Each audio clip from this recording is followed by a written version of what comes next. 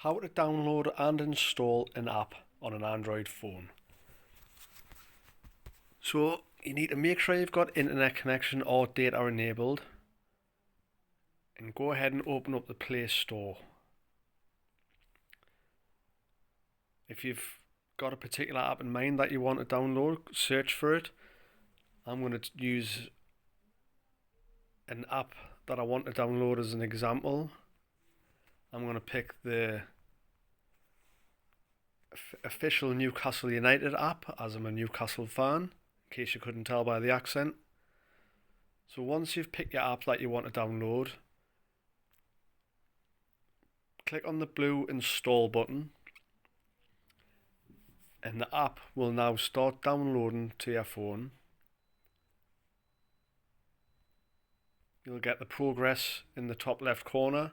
Once it's downloaded, it'll start installing to your phone.